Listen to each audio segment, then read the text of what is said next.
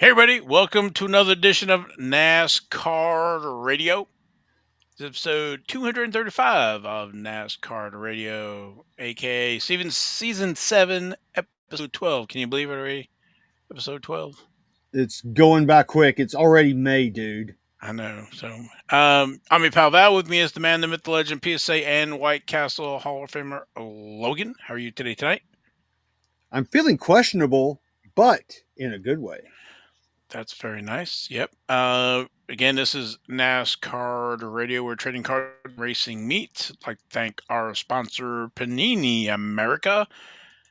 Do some shout outs to Robbie's Hobbies, Dylan311, Kyle Cat, and Beans Ball Card Blog for the YouTube and Rumble comments. We read them, so please leave them. Yes, lots of comments this week. Yes, got a great show for everybody today. We're going to do racing recap. Had a few races going on. We're going to check the Panini Instant offerings. I would say Parkside, but nothing's going on yet for them. I think they're probably listed a day or two. We are recording Wednesday. We got King's Court at the end of the show, and then the meet in the middle is going to be we have a special guest that has some questions. Yes, it's going to be called, I guess the segment's going to be called Ask Misha Ooh, from okay. Panini. So there you go. We will ask him a lot of questions that the viewers have submitted. I'm not going to ask him any questions because I can ask him anything anytime. So it doesn't matter to me. So we'll just run through. We got a lot of questions. So this could be a long show. Yeah, we'll do racing recap and other stuff real quick here. So let's dive into that real quick. Just recap that real quick. At the Craftsman Truck Series, that was race number 8. That was the speedycash.com 250. Friday, May 2nd, Corey Heim was our winner. Highest finishing rookie was Dawson Sutton at position 9, and that was at Texas Motor Speedway. Wonder if he's going to be a rated rookie. I don't know. That's a great question. So we haven't talked about, seems like Corey Heim in a while. Just quickly, his cards are in 2022, Dunrush Chronicles, Prism, and National Treasure. So he has plenty of 2022 first cards for everybody to collect. Yes, he does. He's a kid on the move. And then our rookie Dawson Sutton, no cards for him yet. And our next race, the Heart of Healthcare 200 Kansas Speedway, Saturday, May 10th at 7:30 p.m. Saturday night race. I love night races. Over in Xfinity, that was race 12. That was the Andes from Custer 300, Saturday, May 3rd at Texas Motor Speedway. Hopefully, they had plenty of Andes frozen custard there. Kyle Larson was our winner. Highest finisher was Taylor Gray at position 2. Close Yeah, but no cigar. that was a good old fashioned butt whooping there. Well, when you're going against Kyle Larson, what do you expect? Yeah. That kid, he's going to be good. Mm-hmm. 2013, his cards, fanfare, and total memorabilia for Kyle Larson, and then Taylor Gray. In 2021, Dunruss and Chronicles, Prism. I don't think he has any national treasures. Yeah, his prism card. He's also doing a science experiment. But anyway, keep going. Next race number 13, is the Bet MGM 300 at Charlotte Motor Speedway, Saturday, May 24th at 4:30 p.m. So Xfinity is off this week. Moving to Cup Series. That's race number 11. The Worth 400 presented by Liqui Moly. Sunday, May 4th. Texas Motor Speedway. Joey Logano was our winner. Highest finisher was Riley Herbst at position 14. Wow. Logano, man. Well, you can't spell Logano without Logan. Yes, that's correct. His first card is 2008. He has Press Pass signings and legends. 2008 Press Pass VIP and Wheels American Thunder. He turned out to be pretty good, having him in Legends back in the day. Yeah, Press Pass had him all over the place that year. My God, it was crazy. They were rushing to Like, get him in. And then Riley Herbst, 2018 in Dunruss and certified and base card in 2018 Victory Lane. Next race, Advent Health 400, Kansas Speedway, Sunday, May 11th at 3 p.m. Eastern over in IndyCar. They're racing May 4th at the Barber Motorsports Park. Alex Palou is our winner. He's been reeling them off, man. 3 of the last 4. So, fire. yes. uh, quickly for Alex Palou. 2023, the Chip Ganassi Racing CGR cards has a few in there with an auto out of 100, and then also 2023, which was a track card giveaway without Yeah. the number. And he's got his Sprockets photo over there with his autograph. He sure does. Touch my monkey. Little Mike Myers bit on Yeah. Saturday Night Live. Yep. Next race for them, race number 5 out of 17, May 10th, Indianapolis Grand Prix at the Santo Grand Prix, 4:30 p.m. Sweet. Eastern. Yep, that is it for racing recap. And yep.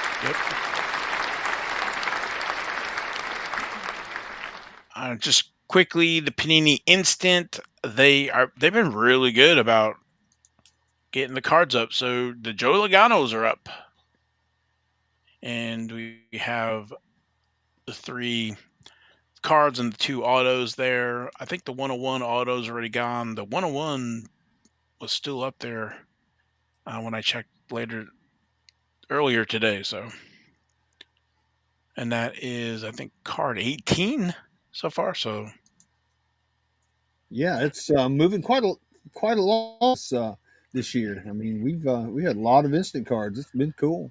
yeah, I got I think 2 of them already. So we'll have to do another show with our current print runs. Because to my knowledge, there's nowhere else in the world that you can get those print runs. Maybe trading card database. I don't know how current they are. So anyway, I think that's all we got. So All without any right, further ado, we've gotten through the bulk of the housekeeping. So awesome. So, I guess it's on me here. You've well, asked you for don't it. have to. No, you've asked for it, people out there, and we've got it for you. It's our new segment, and maybe we'll try to have him do this maybe every Week. three or four. No, he's not. I guarantee he's not going to do this every week.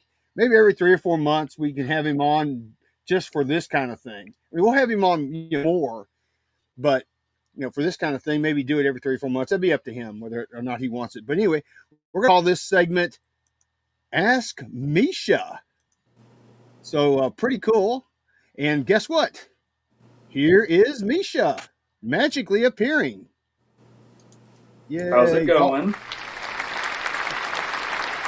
Thanks for joining us, Misha. For those who don't know, correct me if I'm wrong. You are the assistant brand manager for NASCAR, Panini America. That is correct. So you know a few things about what's going on there. You Just a know how to little bit. spell? You know how to spell panini? I think there's a Q in there somewhere. Yeah. Well, just in case you guys didn't know, Panini. I mean, excuse me, Misha is live from the Panini mothership, as you can see. I do like the background. I do appreciate you coming on, asking, answering questions. We put some ask for questions in the social media groups on Instagram and X and Facebook. So we kind of grabbing them from the groups here. So again, we appreciate you. I guess try to answer some of them. Yeah, Yeah, all Yeah, of them. I'll do what I can. we've got like 18 questions. Hopefully, we can get to all of them. We'll see how things go. We're only about 11 minutes into the show, so I think we may have enough time to do all these questions. So, Val, if you want to go first with the very first question, you can do that. Sure. So we have the user, freeze 311 time. Can Ty Gibbs fulfill his redemptions? Will the NASCAR product pick up in terms of releases next year when Panini loses their rights deals with other sports? So Ty Gibbs, not to crap on any driver, but Ty Gibbs is not the ideal driver to work with for this kind of thing.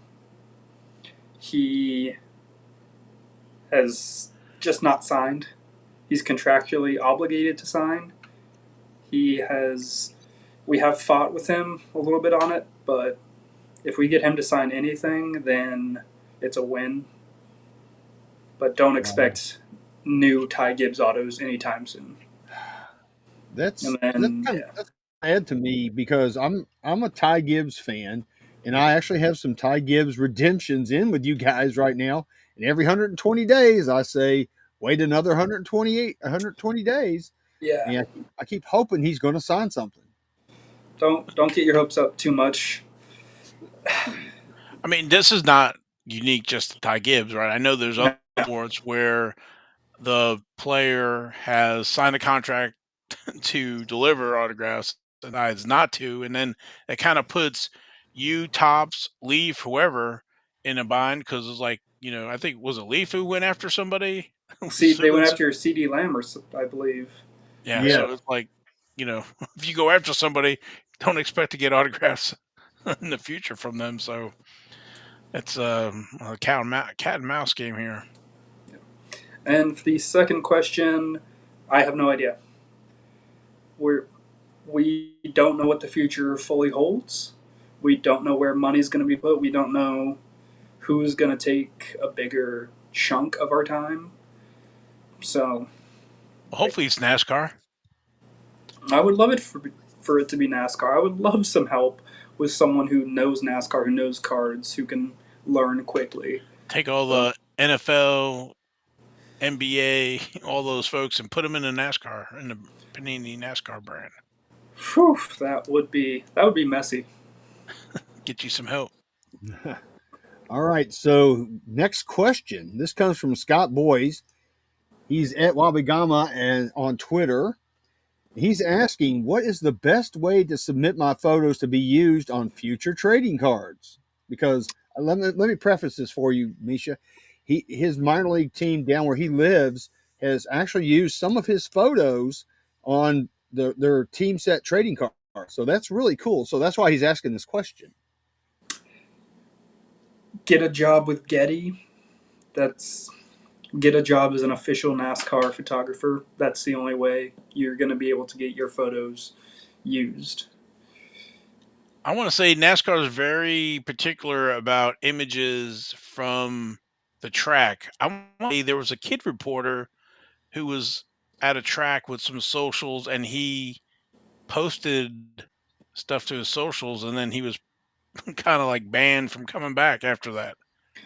Oh Yeah, I my mean, if God. you if you have a professional camera and you don't have a media vest, you will be asked to leave the garage area. Because Wow. I mean, Logan, we were talking before about some of those racing pictorial images that are out there that have never been used, but I think the person who has them now is contacted or has found out like he can't use them unless he gets NASCAR's approval, even because they were taken at the track back in the 60s, 70s, 80s, whatever. But NASCAR like claims all copyright at any of the tracks. Yeah, that's kind of a shame because it just kind of crowd out the smaller guy. Well, NASCAR then also controls all the images. Yeah. Well, and I think Misha, you get most of your images, don't you, from Getty Images, correct? Yeah, So yeah, Best if you thing to do could is to go try to, to get good. I was going to say if you could go to work for Getty and your images become part of their library, then they would become part of what Misha and his team can use for NASCAR cards. Either that or join a team and be the team photographer. So There is that. So like when they do Panini Instant stuff, right? You guys don't have a images that you guys can pick from. It's not yeah, you got. we're sent 1 to 3 to 4 options, and then they send our photo sends it to me and Tracy. Says, hey, which one do you like? We agree on something and we run with it. Got it. All All right. right. I guess next question, Val.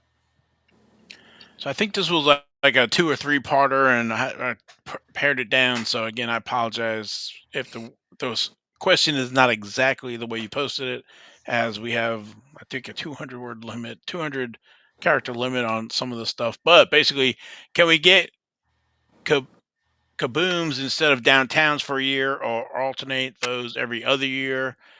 And then would be cool to see a single release that included other racing genres like NHRA, World Outlaws, etc. Kind of like I guess Press Pass did Legends. Right. So for the number one, no, there will not be kabooms.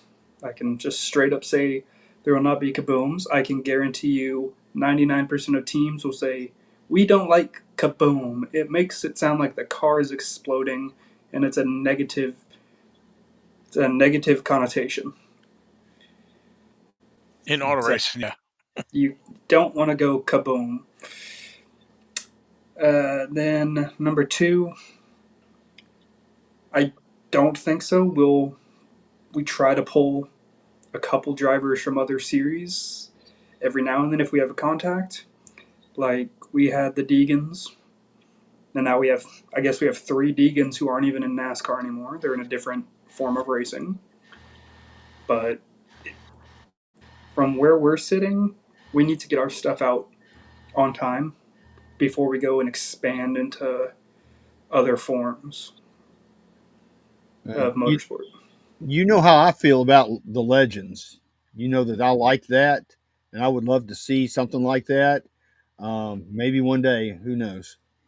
I can see like maybe some NHRA, right? You can try to get Force and Tony Stewart since he was. Well, I There know how. Tony won't be involved in any more products for the foreseeable future, unfortunately. Oh, okay. Yeah, yeah. I know what you're talking about. Yep. Well, that's the other side too, right? So we say, oh, we can do all this stuff, but then on the other side, there's actually a budget and pricing. Yep. And none of these guys, if they're legends, are wanting to do this for the cheap, so they're wanting to get paid. I wanted to bring Pastrana back in. That would not have worked with where our budget was sitting. Wow, that would be a nice draw. Oh yeah, if we're I know there's a question later on, but I'm just going to answer it. The Cletus McFarland, like we've reached out, we don't know where that's going to end up. So we, I, I think of these kind of things 2 3 weeks before I see comments about it. But like we do try to get some of these guys, and it sometimes it's not our fault. Sometimes drivers just say, "Eh." Martin Truex Jr. He just said, "I'm not going to resign anything." He's Wow. done with. He was checked out his last season of racing. He's checked out of whatever he wants to do now. So Is that Truex? Did you say? yeah, Okay, so he's done. yeah, he just wants to be away from racing. Wow. Well, he wants to go fishing, probably. Yeah, Well, but exactly. 20 years, right? Or 21 years, Yeah. 2004. So his So, first cards, he was racing before that. So it's been a while. so Misha, kind of a sidebar to this question: the NHRA license, is that something that you guys have thought about pursuing? Do you know if somebody else already has that license, or is there any possibility you guys can get that license? A license like that has a very small market, and it just depends if it would make financial sense for us to like go after it, and if our profit would be there to make logical sense of taking on an NHRA license or whatever other motorsport license. What, you guys want to make money? I think that's the whole point. I think, I but know don't quote sometimes me on that one. we lose track of that. Yeah, it's Yeah. like Mhm. you know, a risk reward, and yeah, you guys got overhead. So Yeah. Last time I checked, Panini was a for-profit organization. well, and NHRA, they're for profit as well. They want to Yeah, get paid too for their autos. they sure as heck do. A lot of cash drawer Man, a wranglers lot here. of cash going on All right, you do tonight. the next one, or you? Yeah, I'll put. next one. All right, so here's the next question. This is from Hallie Emery. He's at Hallie Emery on X/Twitter. He's asking, is there a reason drivers like Danica, Vinnie Miller, Mike Harmon, and a few others keep finding their way into recent releases? I feel that that's prime real estate for more rookies or current drivers. Misha? Go look at what a base Danica auto sells for, and then look at what a base Ricky Stenhouse Jr. auto goes for, a Chastain auto. 80% of base autos of guys, they don't match up to Danica sales. And both of y'all know that, have seen many examples of that. Oh, we've seen it on King's Court numerous times. Yeah. So, and then Vinnie Miller, guys like Mike Harmon and them. Brittany So, Zamora. the Zamoras, we have a budget for autos.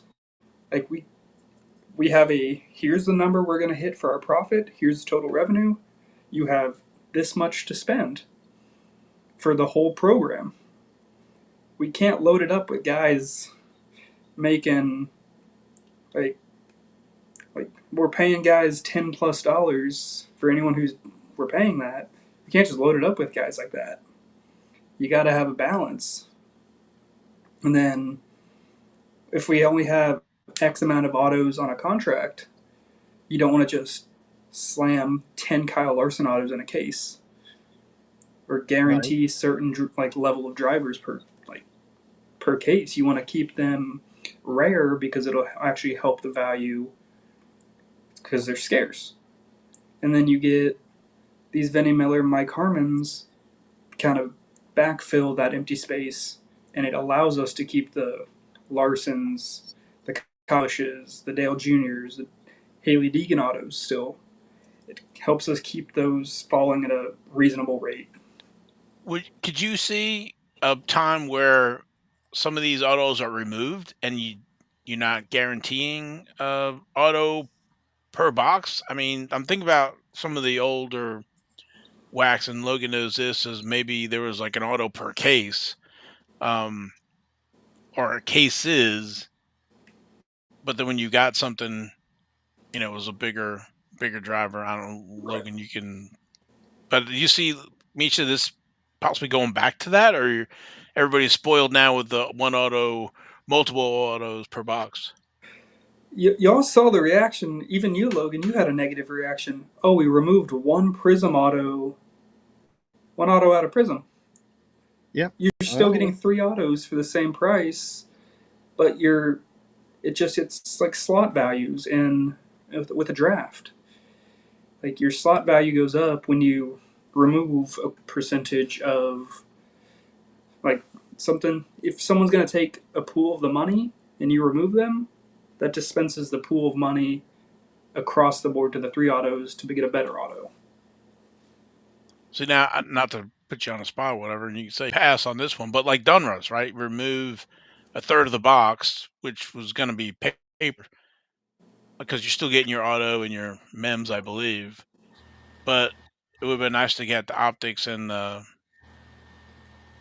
base. But I don't know if that box price came down much at all, if any. So Yeah, I don't deal with the SRP or whatever finance wants to do with the boxes, but gotcha. yeah, especially after 2024 Donruss, we used a lot of optic. Optic is expensive, Okay. so and when you're dealing with printers who may not have total like full access to large quantities of certain substrates, it's a you're getting the same things, but it's just gonna be less packs. I see it is you're getting less packs that just have that one red and blue parallel and a base optic. So Gotcha. All right. Yeah. Next, next question. We good? Yep. So with sticker autos, this is from Kyle. Would it be possible when a driver signs off the sticker to discard that sticker? I guess I was thinking about this when I worked at Moonlight at one of the movie theaters, whatever. Um, when they did the nacho chips, they would put the whole chips in the nacho trays, and then take all the broken chips, leave it in the bag, and get a refund from the vendor or get other bags. So I guess it doesn't work that way with driver signatures nope. off the sticker. When a driver is signing, he sees $sign, $sign, $sign. And if we say, hey, you messed up 15 of these, okay, pay me for 15 more. If we Wow. if the auto is to get like an 8, if an auto would grade an 8, we're gonna keep it. If it's completely just terrible, we have discretion to say we're not accepting that. Wow. So I can screw up all I want with my autos and I'm still going to get paid. It's like being a weatherman. Wow. Well, actually, the way that works is the more you screw up, the more you get paid to do them, Yeah. right? So it's like If it gets to a point where it's completely unacceptable, we had an athlete return stickers. That's all the auto was. that's what I was going to go with. Is just going to have an X, or then you're going to get your initials or just a initial. You're redoing those. We're not accepting those. That's not how you sign. You sign an affidavit with your legal signature. If it doesn't match, then we do have discretion and the right to remove those and have you redo them. So you guys are in a bad spot. Yeah. So And then it just pisses off the athlete too. I guess Ty freaking Gibbs must have signed his contract with the little scribble then for him to get away I'm with it. actually curious to see what he signed on his affidavits. I'd love to see that.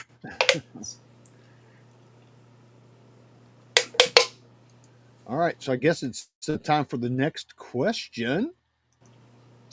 All right, this is from the Basement Cards.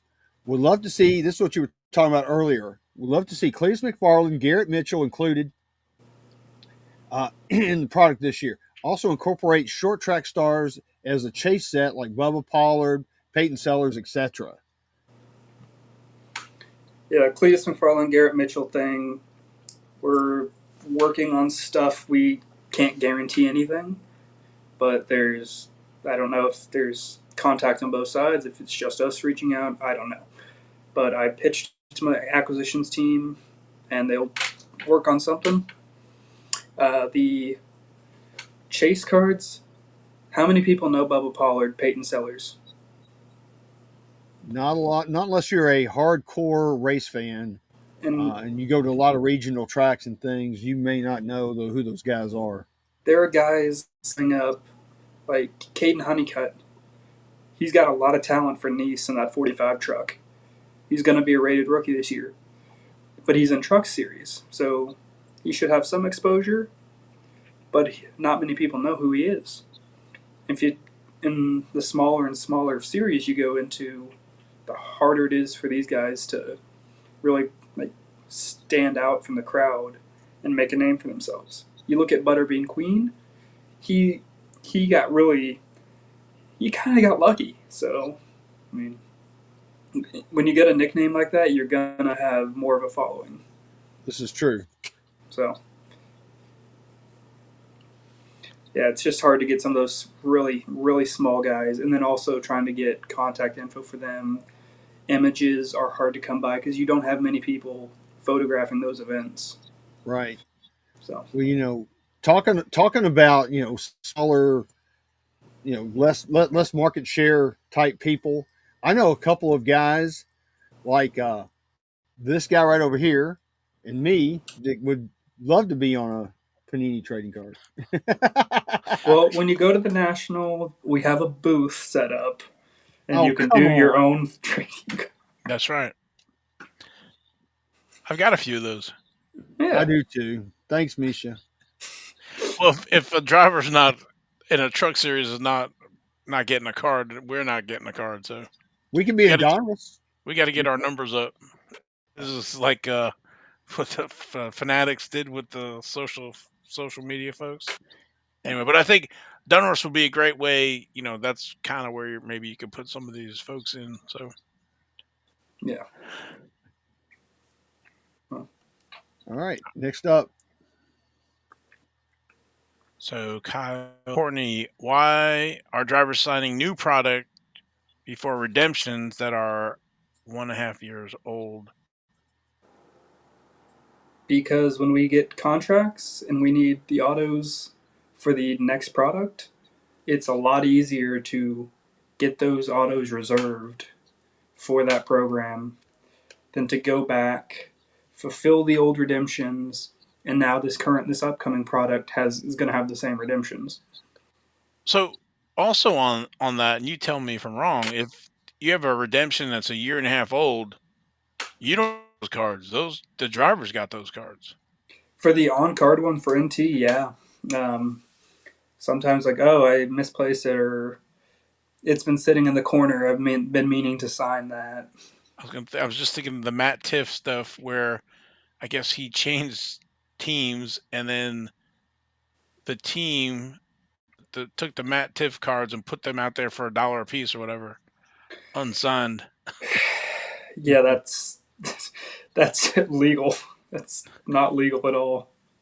That's why I suppose I saw somebody post some photos out there like, "Hey, I found these at so and so shop," I mean, and I that's was basically selling stolen property at that point. well, I guess what do you, I guess they need to send it back, but that'll cost them. So anyway, so yeah, so part of that is you might not have the actual cards now. If it's Dunruss or whatever, then you need a sticker sheet Yeah, and or if we send 5 sticker sheets to fulfill what we need and a little plus that little bit of extra, we're gonna have like 15 stickers to use on 100 redemptions.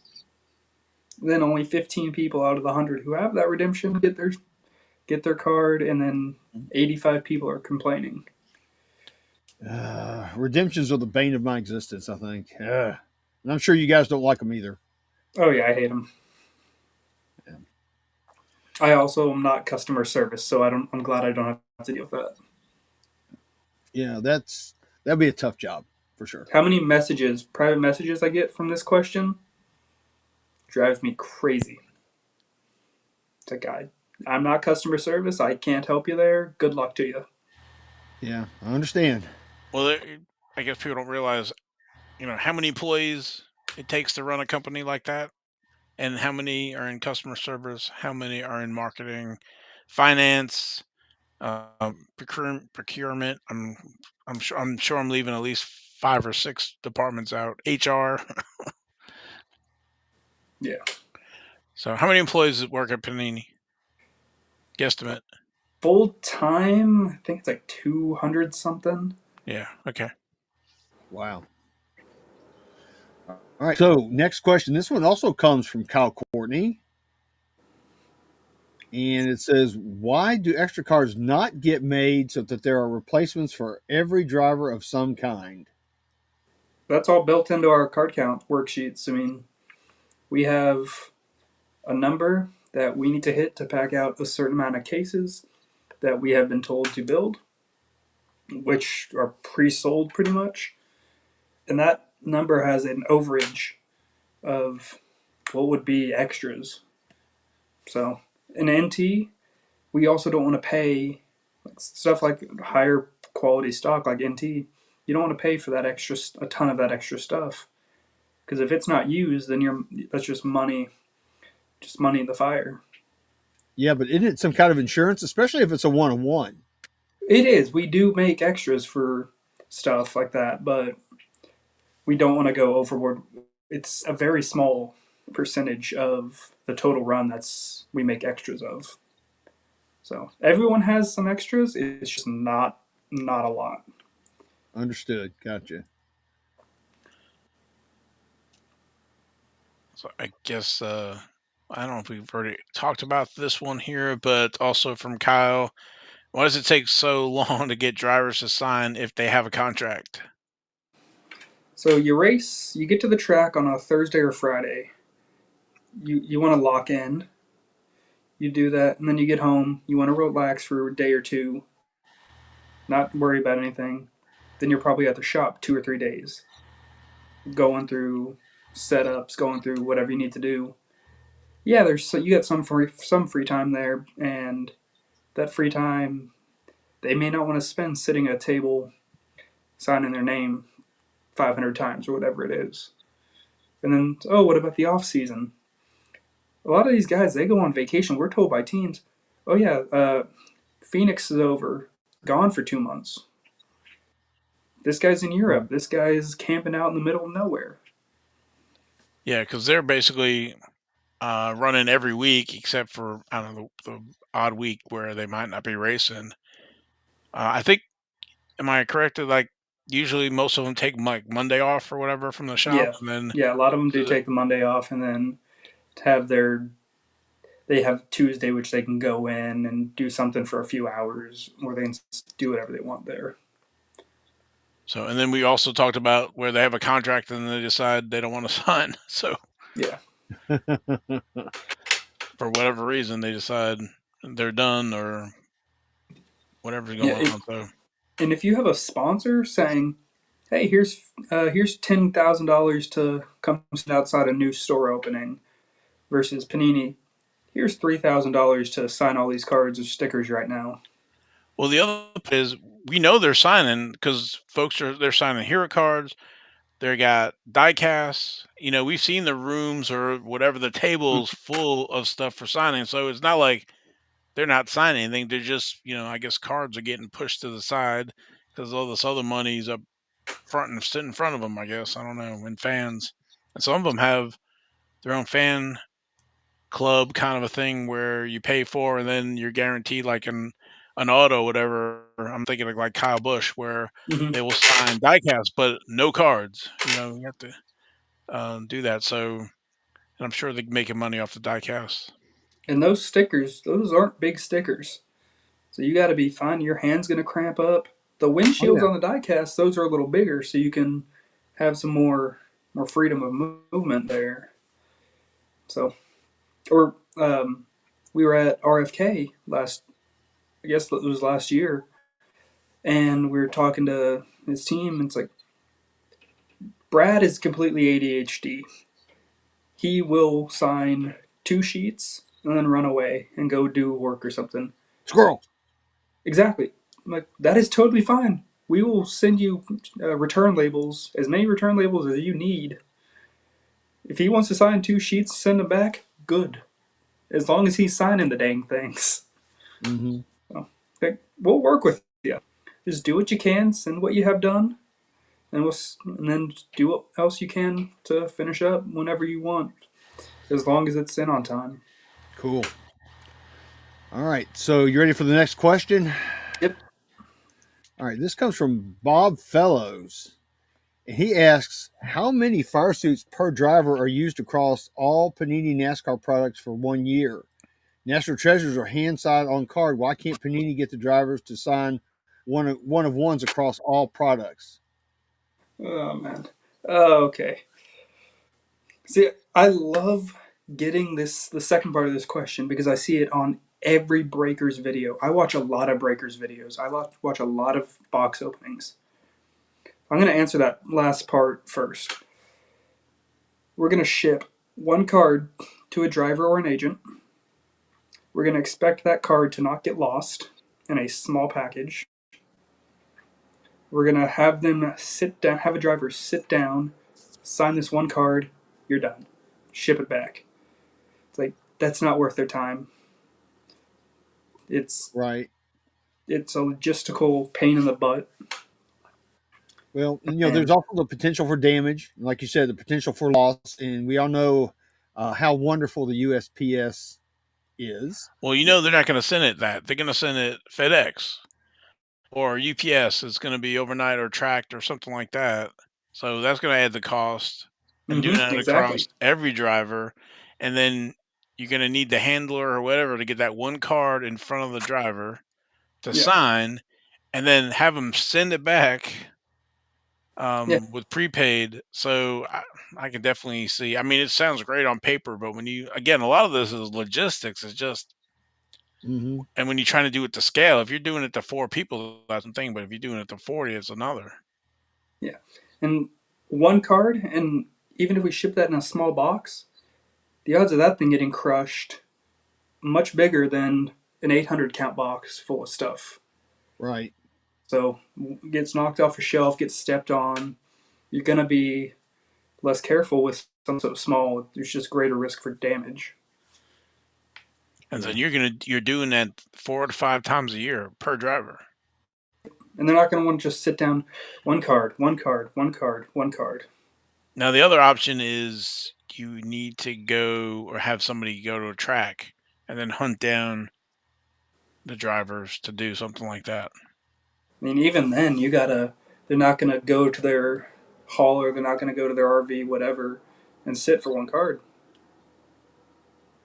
So okay, and then for the other parts of the question, uh, how many fire suits or drivers per driver are used across Panini product?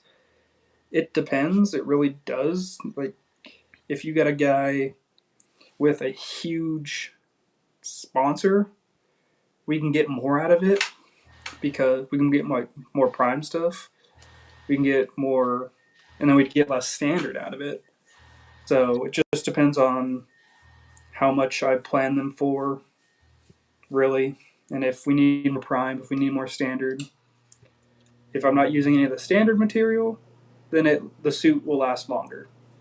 But they're not using more than one suit a year Right. for cars. That was So a really. It sounded better in my head. It did. well, I know what you're saying. So if they have a lot more associate sponsors all over the suit, you're going to take those and you're going to use those for like Prime or NT or higher end products. But what happens with that is you have less just single color swatches because more of that real estate is gone. So I can see where that fire suit, when they have more associate sponsors, is going to go quicker than one that has less. Yes. Yeah. Okay, makes sense. Am I up next? You're next. Okay. All right. Kyle, this is why are there rarely new NASCAR rewards to spend points on when y'all like to do is throw points everywhere in Dunras. So there's plenty of points out there, but it doesn't seem like there's any say good rewards on the NASCAR site. I honestly don't know which department handles rewards. It might be online sales. I don't know. I don't deal with them. I don't pay attention to them. Some of the points for like there's time we had a bunch of stuff, but for like an auto to 49, it was like 1,200 points. Like that's rough. Yes. So that's new to me. So you don't have anything to do with Oh, I have reward. nothing to do with That that. whole I nother just say, department, like we talked about, yeah, that's somebody else's department. So their, I guess their pay isn't dictated on how the rewards, how many people spend their points on rewards or don't spend their points yeah. on The rewards. most I do with that is if we don't have the autos in house ready, if they didn't send them back in time, do we drop a redemption knowing they're going to come? Or do we drop points and say, we're just going to give up on these, we'll post them through rewards at some point? I it, it's easier to drop points than a redemption that we don't know is ever get fulfilled. What you're saying now, I was thinking of like Christian Eckes, his rookie year. I think he had two in the checklist, but then there's a whole bunch of, I mean, these are autos, and all these other autos started showing up, so it had to have been through rewards. Yeah. So that's interesting that you really don't have anything to do with that. So Yeah. I learned something new today. Well, I've noticed in Select this year, I've opened a ton, and I still have a ton over here of Select blasters that I've been doing on my YouTube channel. and I think I may have gotten maybe one or two autos, maybe, but I've had several points on those, and I kind of feel like Kyle. I would love to have somebody better than Ty Dillon to buy autos of, you know.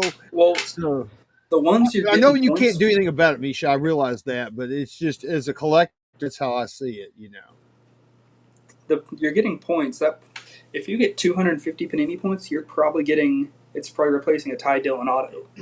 I know. So because I pulled the what was that, a 1500 points card from the select WWE box I opened at your place. Yeah, it's still sitting over here in the corner where you left it. Yeah, I hadn't even looked over there since you've been gone. like that replaced a really good auto that we were just not sure was going to get fulfilled. Right. So like that's it was going to be a big auto. So here's a ton of points. Just you can load up on Ty Dillon. Exactly. So I know in some other sports, and you might not be the right person, so you can tell me that whatever. But where like some of the other sports, these folks are like loading up on points because there's like special sparkle packs or whatever. And we don't. You guys don't do that for NASCAR, do you? No, we do the white sparkle and NT, as y'all know. Right.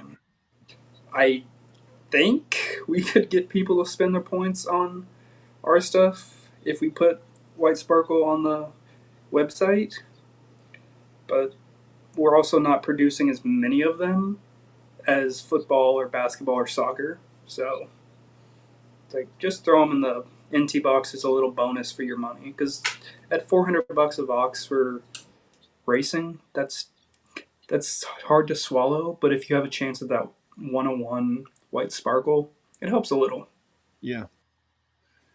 All right. So next question.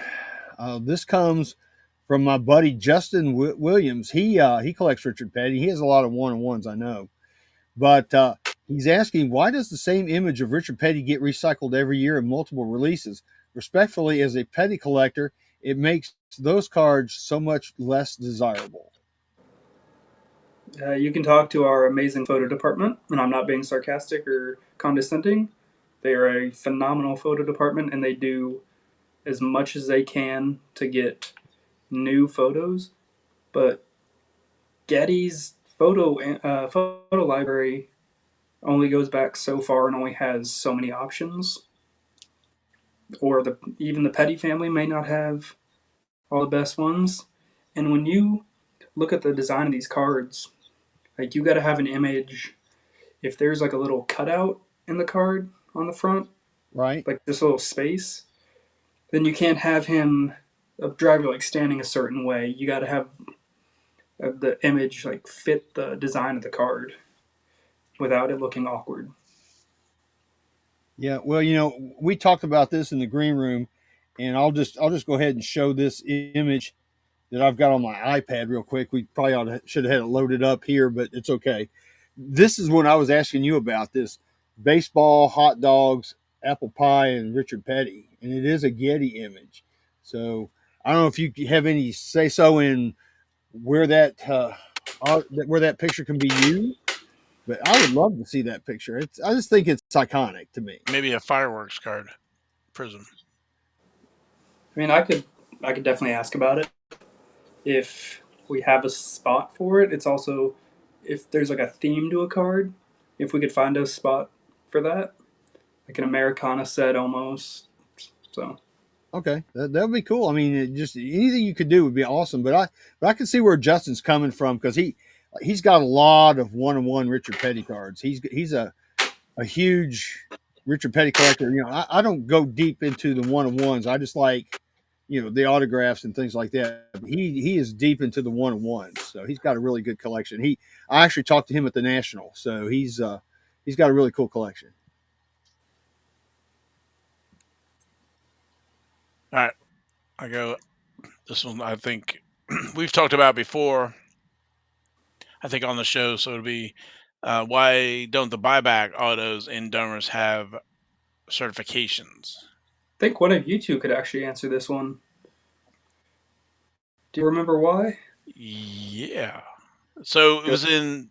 the 2024 Donruss, and I think they were Jimmy's, and somebody messed up that they because Trout did the previous buybacks, and then I think he had them, I don't know, embossed or whatever it was. There was Hmm. some kind of something Crimped. crimped on it. I think that was all he did to him. He hand And numbered them and then had them with the embossed stamp. were these hand numbered at all? These were not hand numbered Okay. because these apparently came in late and they were put in inventory without the embossed stamp and without the hand numbering. We were not aware of that because when it's in inventory, we expect it to be in inventory because it is ready to put in packs, ready to ship out. So miscommunication and somebody dropped the ball. Yeah, I first saw those. I'm like, do you have a bleep button? No, but yeah, it does. But it does suck because especially with Jimmy's, and it would have been Oh yeah, awesome to have them hand numbered and certified. So yeah, I feel for everybody who got those. Those really suck because yeah, there's no telling the difference between that and an in-person auto. So and they were also signed in the standard blue pen that we use for stickers and other autos instead of the Sharpie that was used for everyone else. So Oh, it's hard to see because it's blue ink on typically blue fire suits. So right. I Wow. I feel so bummed about that one. Like those are some of the coolest cards you could pull. We had a chance to do this awesome thing, and we had them sitting there, and just something slipped through the cracks. But it was the most important thing. Yeah. I do feel really bad about that. Well, things happen. Nobody's perfect. All so right. to the thing is like making cards and getting there all right is tough. Yeah, It is tough. There's a lot All of crossing of T's and dotting of I's. right. Next question. This comes from Alex Barber. And Alex wants to know, he says, Tops F1 and Parkside IndyCar have released special cards obtainable only at specific races. Any plans for this for Panini and NASCAR? hey Logan, what a cha-ching button you keep pressing? I, I got you covered. There's your answer. Everybody wants their piece of the pie. So it gets a little pricier to do something like that. And if we're not making money off that, if the tracks or if NASCAR's not paying for us to do that or giving us anything in return, so Yeah, with F1, they're they've been to the Miami Grand Prix and Coda and Vegas, and I think they do some of those giveaways. And then IndyCar, uh, they're kind of what's their first, second year, so they're still.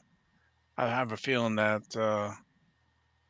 they're probably helping with some of that too to promote that. So yet I do think IndyCar and Parkside they have a good relationship. They have IndyCar has more control over their drivers. It seems like, but it's a cautionary tale that there will be some struggles for them down the road in the next year or two.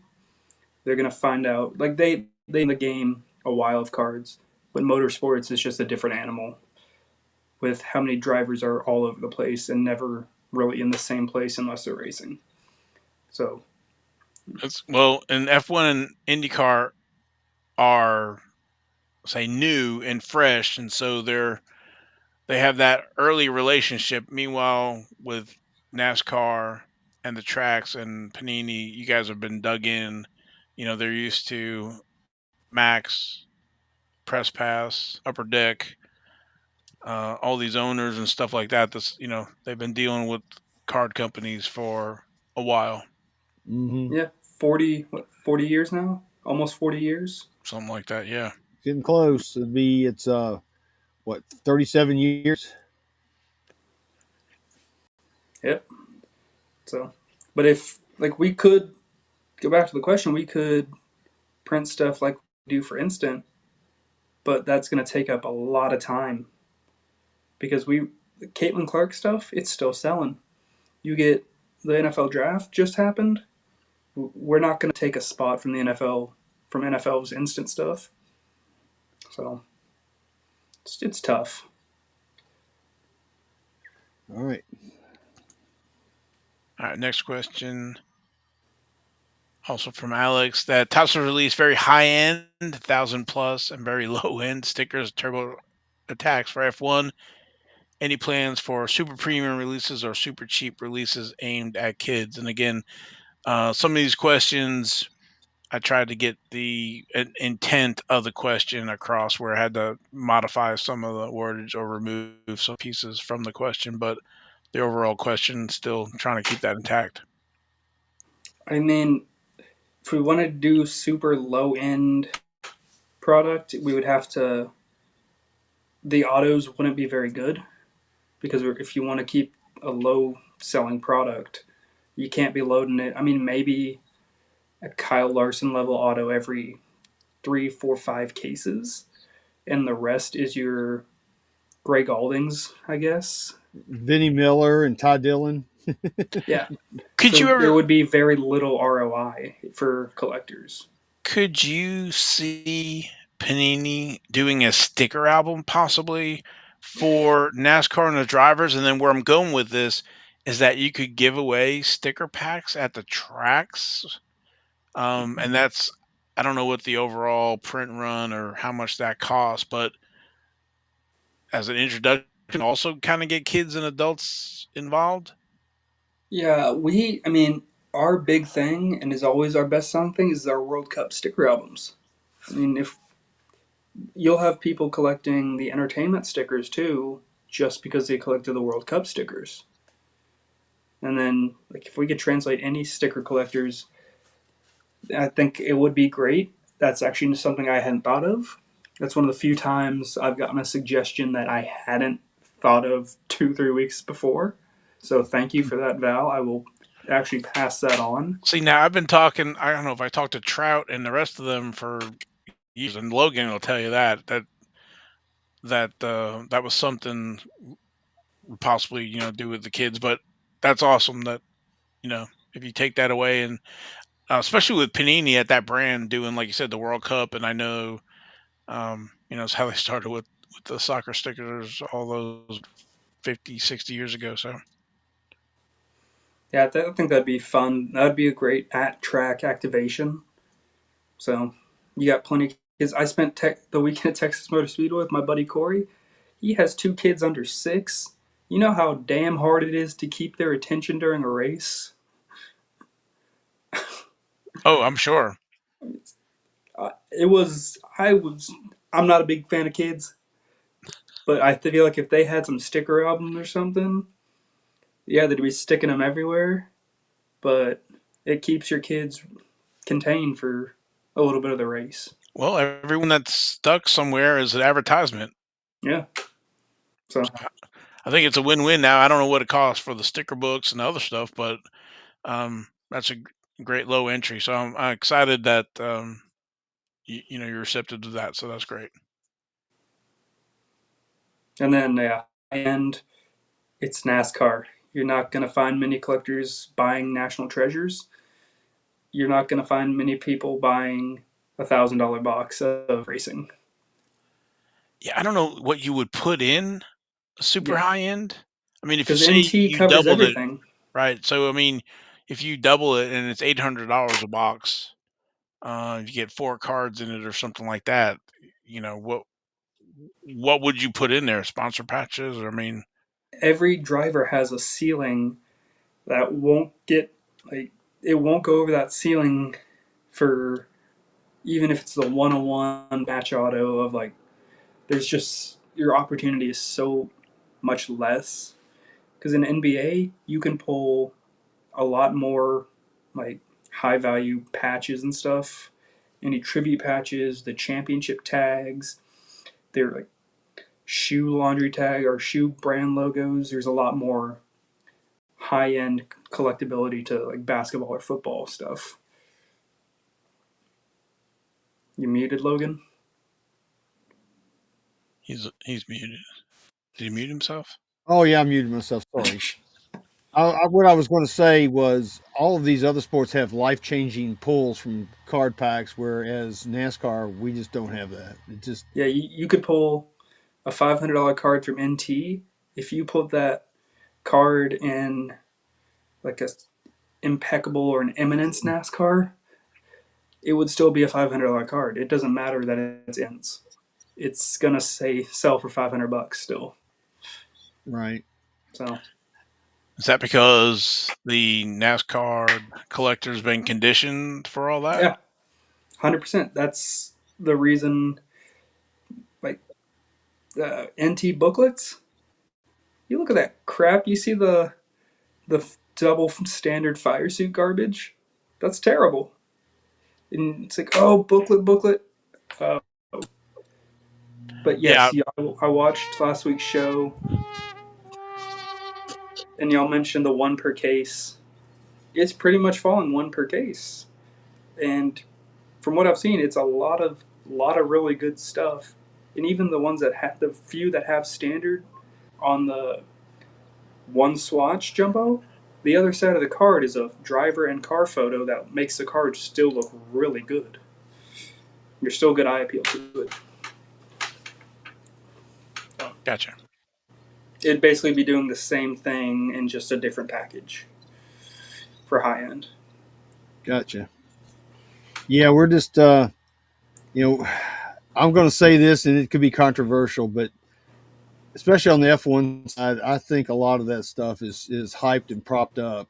Um, and honestly, these all these ultra modern cards, I don't care what they are or what manufacturer. Um, I just can't see cards going for 6 and 7 figures, but they do, and I don't get that, and certainly do not understand that. But that's just me. All right, so we ready for the next question? Yeah, we got a few more to go, and then Yeah, we're we got done. like 3 more to go. All right, this one comes from Chris Dunnigan. He goes, "I'm late to the party apparently, but he's asking why can't we get stats on the back of the cards?" That's a good question. I like that. I like this question. To me, I've never really cared for stats on the back of cards, mainly because when it releases, it's the previous years, and if it's releasing mid season, it just doesn't feel updated. It doesn't feel like. I mean, we could add the first like 4 weeks of the season, but then that just feels incomplete to me. And we No, all have Google in our pocket. I wouldn't want that. I would want it cut off at so Yeah. like maybe Donruss do that on Donruss. That's what my last year I did production line in Donruss is just a little for the stat chasers like 46 wins, 3,000 laps led, whatever it was. Right. I and those just get production line next. It's catering. It's hard to cater to a small group when the rest of it sees it as a chin cent. Yeah, but I guess Chris kind of feels like I do. I'm old school, and I remember collecting baseball cards and loving to look at the stats when I was a kid. I kind of fall into that category, but I can see, the attention span of most people these days is very minute. Not see why not putting it on there, it just doesn't matter. So Yeah, and I also see it. when you got a team as small as me for NASCAR for my group, we gotta we're gonna have to go fact check every single stat pretty much, unless editorial wants to spend because I could double, triple, quadruple the time it takes them to get a card back ready. Right. So and that causes delays. Any thought of maybe putting a blank area on the back for signatures, like old 1990 Max? So I had the idea with Trout when Trout was still there before I was working under Trout. Um, like, can we do like at track things, sell them at the haulers, where it's just there's a blank spot for collectors to go get autographs in person? The answer was that will lead to a lot of fakes. So, and we don't want to put our reputation that we produced this card. There's an auto on this card. Did Panini get it, or was it in person? like it doesn't matter if the authentication is there or not, but that could also it just look bad on us if someone gets a hold of a bunch of those, makes some really good fakes. Yeah, that's what I was told. So Yeah, I don't know about that, but Yeah, me either. I mean, I got my I got my stack of stuff right here. I got signed at Texas. Like any NASCAR fan will look at these autos and like, those are legit because no one's going out to fake NASCAR stuff. that's what I was gonna say is, what's the difference between on card or um autos?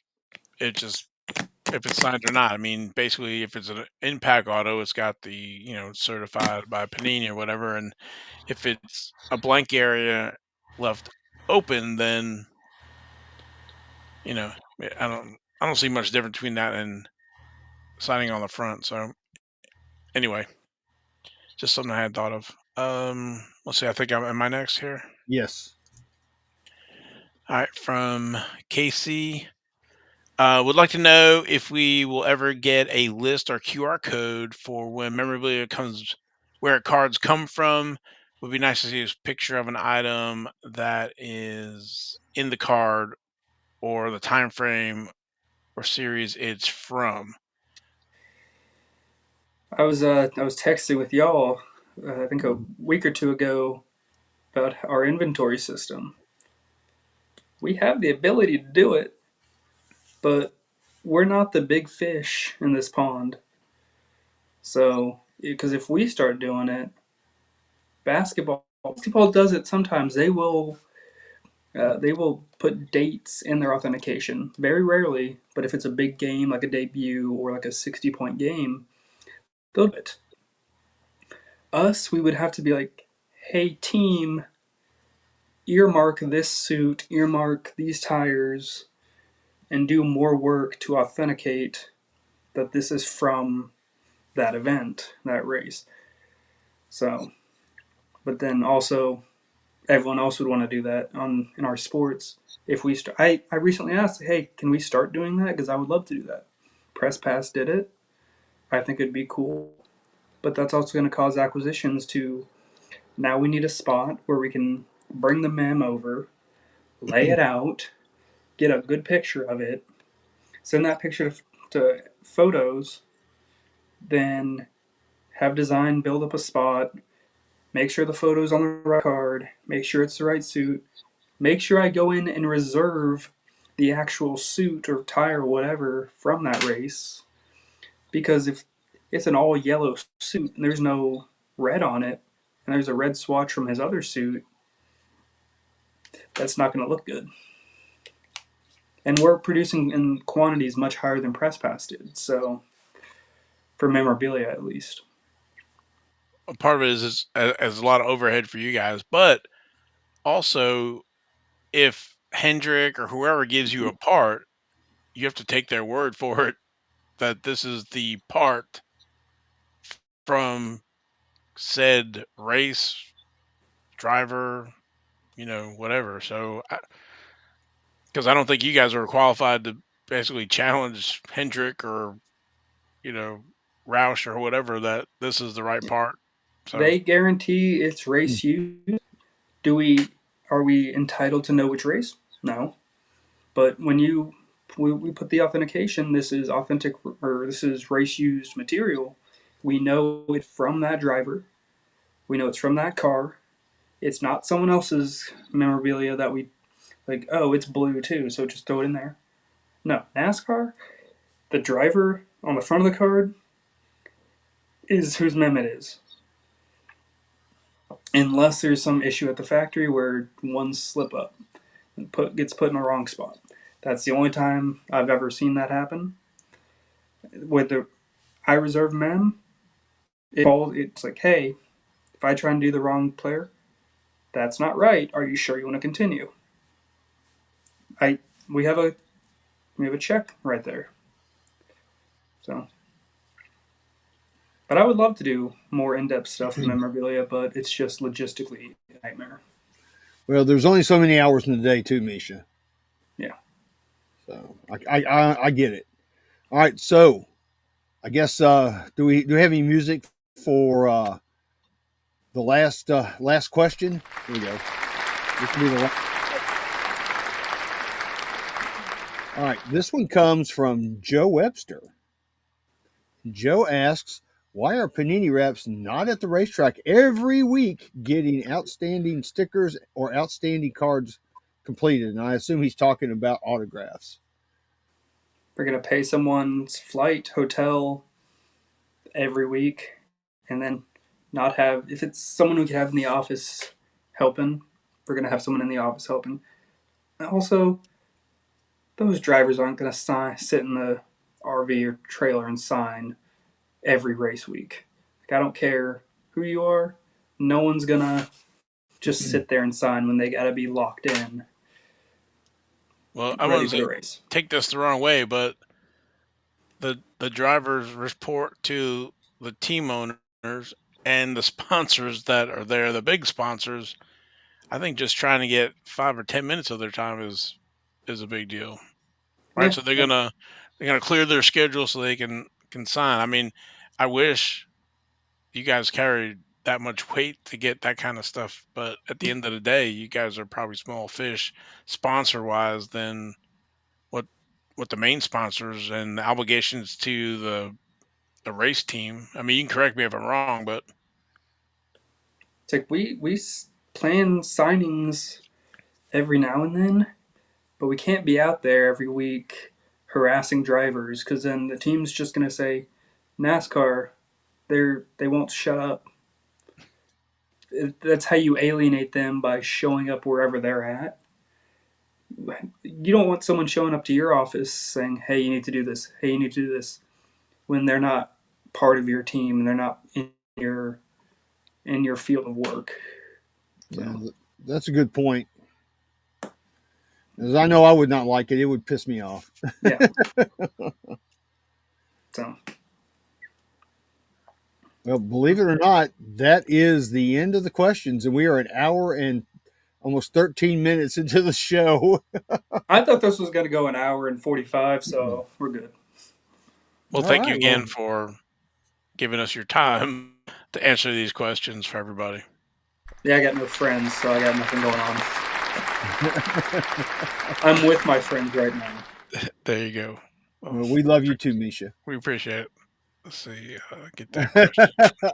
Oh, I don't know if I can do it. I've never tried to do a heart. Put your down. Point these down more. Oh, Your here we tongue. go. There you go. Something like that. So you can tell I've never done it before. Freaking old head. Nabbit, you young whippersnapper, I'm going to come over there through the interwebs and beat your little butt. So I guess we have anything else before we go to King's Court? And Misha, if you want to drop off, I totally understand. If you want to stay, you're more than welcome. I got nothing going on. You want to see what's in King's Court this Yes, week? please. Okay. Let's do it. All right. Here we go.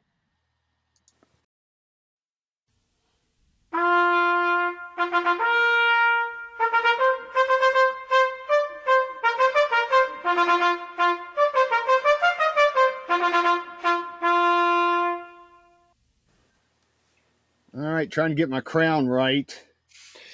All right, that's always a challenge for me every week. The older I get, it's Man, like first which way I show up out of nowhere, and now Logan has a crown magically on his head. it's magic. I mean, the power of technology. So, all right, so this week's King's Court honorable mention number one. This was on the 5th of May. Hard to believe it's already May. It's Jeff Gordon 2023 Panini Prism Gold. All right, I know Val's working on it, but it's gold platinum penmanship auto out of 10. It's graded by SGC, and this thing has a 10. It's a gem. I think it's a 10-10, actually 10 auto, 10 for the card. So that's really nice. They were asking $329.99 for this card, and Jeffy Poo went for $250. So not bad, I don't think. No, already graded auto. Yeah, I mean it's ready. It's that thing's ready to go, man. Other than being SGC. Yeah. See, I have maybe 5 or 6 SGC slabs in my whole collection, and like 8,500 PSA slabs.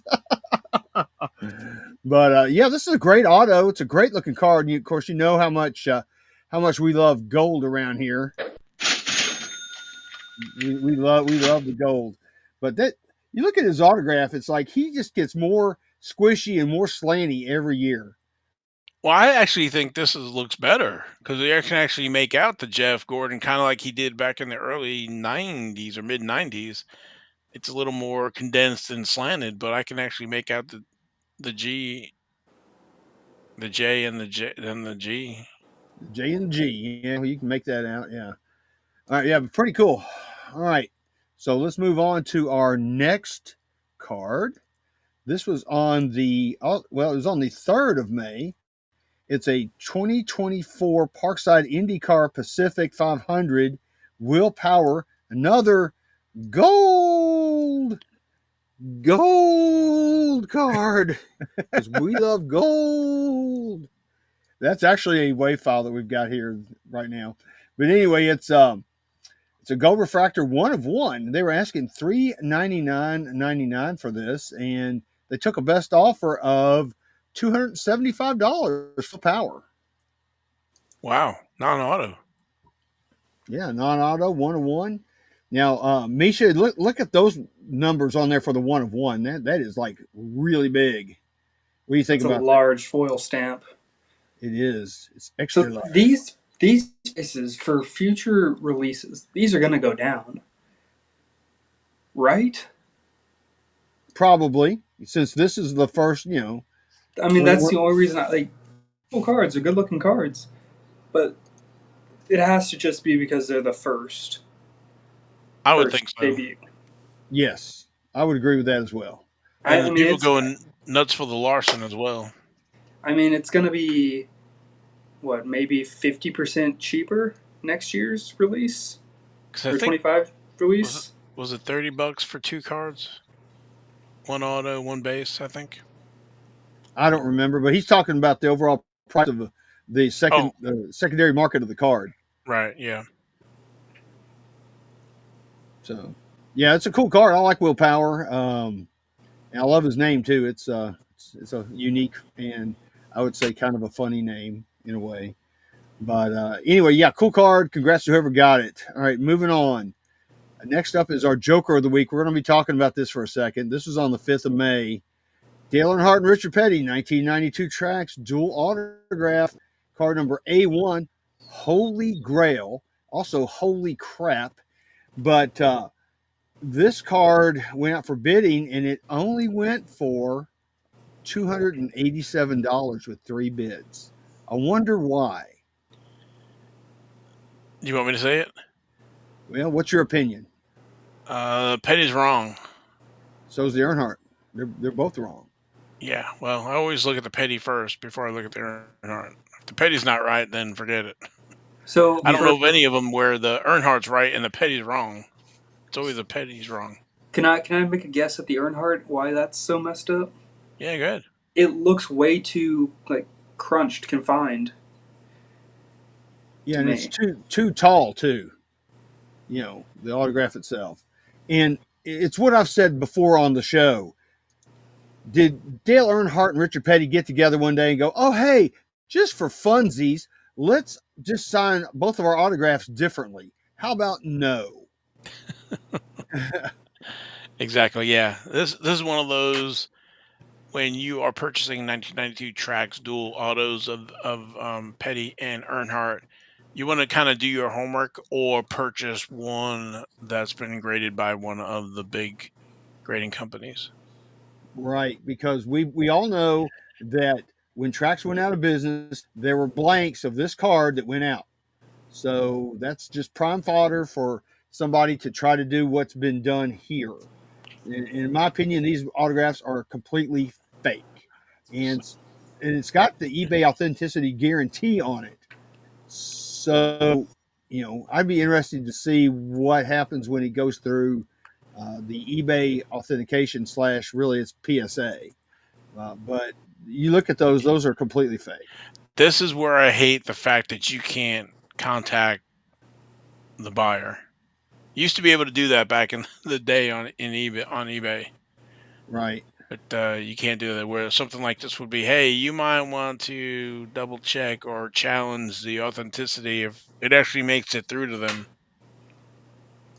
Well, there's been various fake cards and autos on eBay that I have contacted the seller before, and most of the time it falls on deaf ears. I don't get any kind of replies, and then when I report it to eBay, sends back their little AI generated message saying, "Oh, it's okay to us."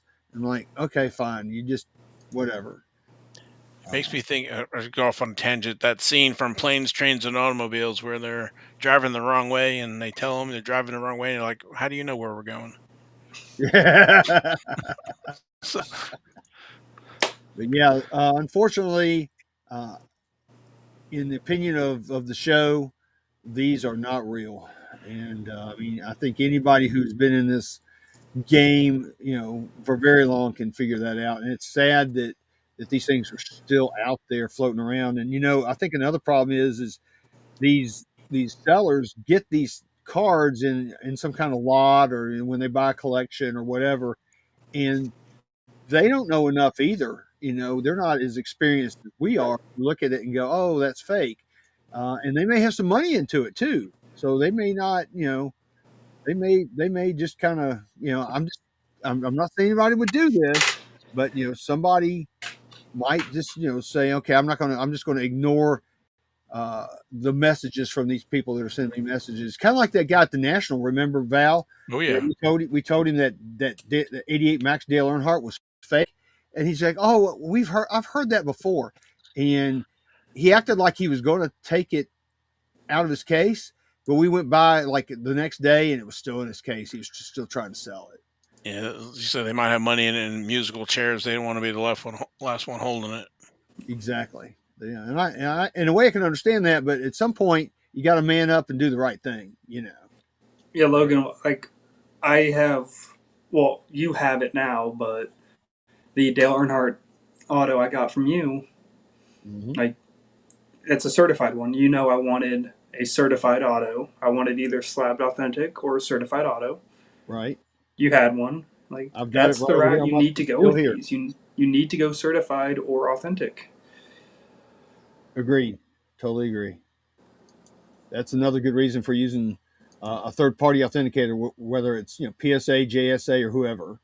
You know, Did you say Might as looking for well. one, or you got one? I got one from Logan. Yeah, Oh, okay. It's we actually we over worked here out a deal on with my it. display case right now. I'm waiting for a special for PSA, and I don't think we're going to get one anytime soon. I may just have to send some stuff. Yep, just bite the bullet. All right. All right, moving on. Jack of the week. This was also on the 5th of May. Raja, our buddy Raja Caruth, 1 of 1 auto rookie gold. A lot of gold this week. Vinyl Prism 2023 Panini Prism Racing NASCAR, it says. They were asking $550 for this, and Misha, you're going to like this. This card went for $360. Dang. And you know how much we love Raja? A lot. Let's see Yep. if I can find it. Oh, you got a picture? That's how much we love Raja. Yep. This past weekend at Texas, we love Raja. Yes, we do. But that's a great card. Like I keep saying, I think he's got a bright future in front of him, and he's got a great signature. You have to admit. I mean, he just doesn't do the little scribble like Ty freaking Gibbs. So that's a great looking card. Plus, he's got the Wendell Scott Foundation uniform on. So I just love that card all the way around. It's a good looking card with the gold and that blue. It really Pops out. is. Yep. Nice selection. So go Raja. Whoever got that, I'm proud for you. All right. Next up's our King of the Week. This is on the 4th of May. May the 4th be with us.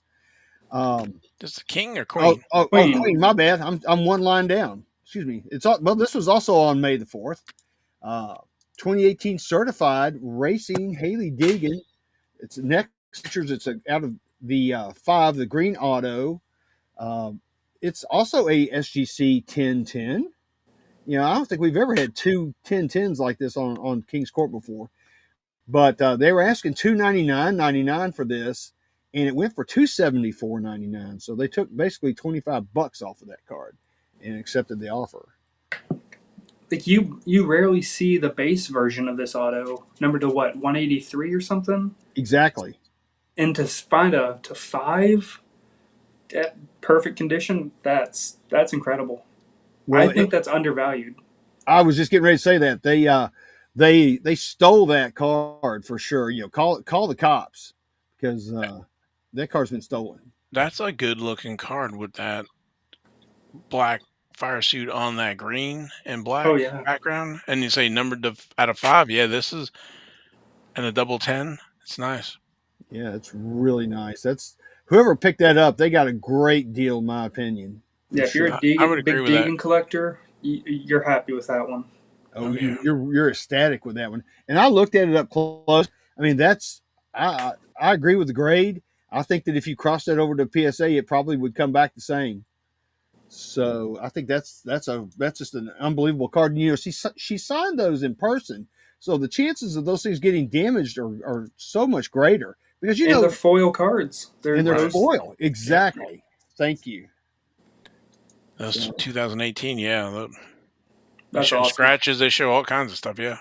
they do, man. So that's great. That's got to be like a fresh pack pull, I would think. Yeah. All right. So next up, also on the 4th of May, our King of the Week, it's a 2013 Press Pass Showcase Signatures patches, and we rarely see this gentleman on here. Casey Kane, one of one. Uh, they were asking $350 for this card, and it went for $340. Look at that card. That's beautiful. Yeah. I think they messed up. They leaving that as their first photo. That should have been the Oh primary yeah, photo most definitely. of what not to do on when you list on eBay. Yeah, yeah. There's one lesson for you right there. But it's a stunning card. I like the shininess. It's so shiny. I love it. And of course, it's got at the time it was the Sprint Cup Series, so it's Sprint Cup logo. So that's just a really cool card. You have to admit, because like I say, you just don't see Casey Kane on here very much. But And what did this go that one, for? it went for 340 best offer, Very nice. so $10 off. And that's a really good Casey signature because a lot of times you will see some streaking on his autos. Oh, because he signs really quick. You're right. So yeah, that's actually a very nice auto for him. So cool. All right, great. So let's move on to our one of one, our ace of the week. This was on the 6th of May. Kyle Busch, one of one. A lot of one of ones tonight. One of one Sunoco Patch Auto Booklet, Panini Racing National Treasures 2020. And this guy actually let this card go out for bid, and it ended at $355 with 13 bids. And you can tell that comes from like his peanut M&M's fire suit. It's got the yellow in the background and everything. So very nice. And he has a great autograph too. Him and his brother both. I talked to him about his autograph and like I said, you and your brother's autographs are very similar. Did you model them off each other? And he didn't really say yes, but he said he looked at Kurt's and like, okay, I see what I should go for, and he made it his own as much as he could. You know, cursive writing has become a lost art, and that's why we're seeing so many of these current athletes just do scribble scribble. I think part of it is they really don't care, but I also think another part of it is they don't know how to.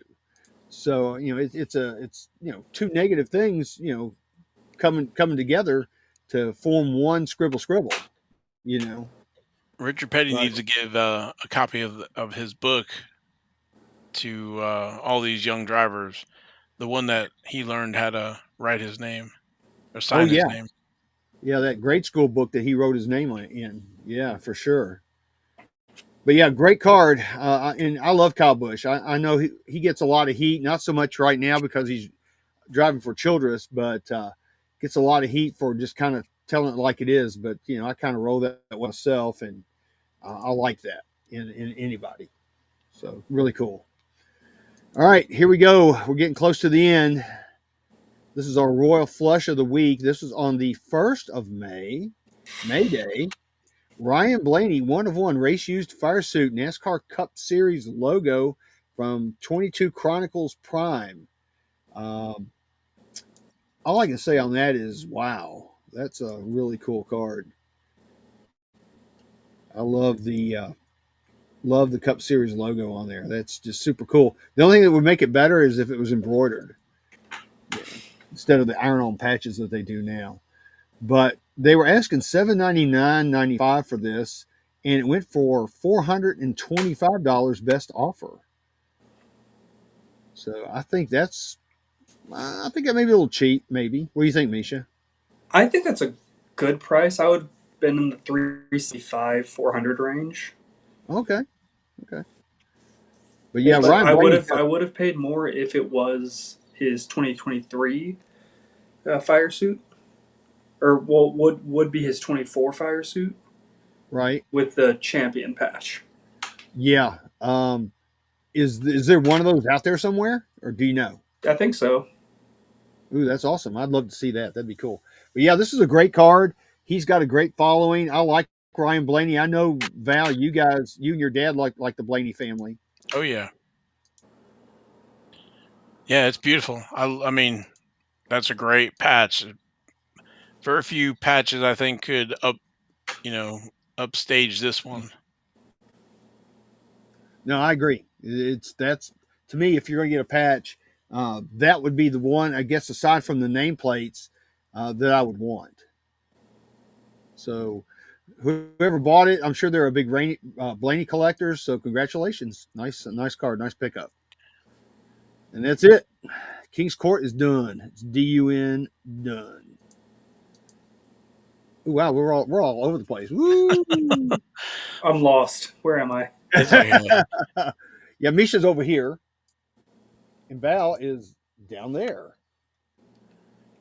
There you go. So, well, again, Misha, thanks for joining the show and answering questions um, from everybody, all the folks who watch the show, and appreciate it very much, giving your time and trying to help educate folks and answer questions. So, Yeah, I mean, it takes a lot for me to not go on someone's YouTube page and be like, "That's not right. You're doing it wrong. Do it better." So doing this helps get some of that out. And uh, by the way, I watch the. I know some the fast packs, or who's it who does fast packs? Emery. Yeah, Hallie Emery. Watch Hallie every day just to get something in, because racing packs is not easy to find on YouTube. So it just Sure. gives me a little bit of stuff to watch. Cards in the Wall. Watch him from time to time. There's a couple others. If I see something, it's all on my suggested feed. So I just I watch, I listen, I hear complaints, I hear questions, I hear what's this, why is that, can't they do this? I listen. So Misha's listening. So everybody, be nice. well, I'm impressed, watching the case breaks and pack breaks and stuff like that. Kind of keep your ear to the ground and um, see what's coming out and what folks are saying, stuff like that. So that says a lot about your dedication and love for the sport and the product. So, Yeah, Mhm. and I'm sure if you were in charge of everything, it would be totally different. So, won't go too deep into that topic. but hey, if we can get some stickers out at the different tracks and stuff for kids and stuff, that would be really cool. Yeah, I'll definitely run that up the flagpole. Well, awesome. So, all right, Logan. Anything else before we call it a night here at over an hour and a half? So, It's worth the watch, though. It is worth a watch. There's one more question that we didn't ask, and it was from Tim Mousy. Oh, okay. Yeah, and we just didn't put it on the screen. I apologize for that because he texted it to me. Misha, in 2025 Donruss, are we going to know, or can you tell us who the other 6 rated rookies are going to be, or are we going to have to wait? Who's been announced so far? Zillich. I said Zilla. Honeycutt today. Oh, Frankie. I told y'all hold off on that one for a split second. So maybe Frankie. You never know. So, but that we really don't know yet, right? Okay, so I think we Zillich, speculated. So And Honeycutt. Um, well, you saw the instant card. Brent Cruz got his rookie, so that's the reason Zillich had a rated prospect last year on his instant card okay, because he wasn't a rookie for that year, and we can do that. It's instant's not a true rookie anyway, per the book. So Wyatt Miller. Wyatt Miller is not a rated rookie this year. He is Okay. a rated prospect. okay, So fair enough. All right, so I think that's all we got for that. So, and I guess I had checked. I don't know if it was blowout or whatever. They're still slated for the middle of this month. Maybe. Okay. Misha, All right. why's your mouth sideways? Mm, oh, it pains me too. So when's the national? uh, July.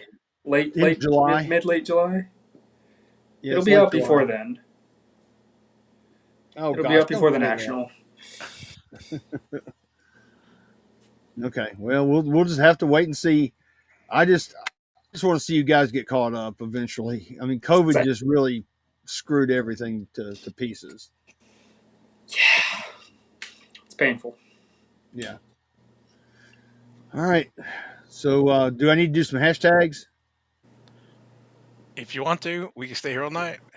Well, we're already an hour and 37 minutes in. What's another minute or two going to cost us? All right, you ready? You ready? You ready? Be ready, Val. Hashtag we love go. There you go. Hashtag it's so shiny. Also, check out the Racing Card Hall of Fame at racingcardhof.com. Got some cool cards in the Hall of Fame. I think you'll like it. I'm not going to say anything else. I mean, it's been a long day. I came back from the Smoky Mountains about 4 o'clock this afternoon. All right. From me, Logan, and Misha, we appreciate everybody watching, listening to the show. We will see you next week. Got some races this week, and we're out of here. Bye.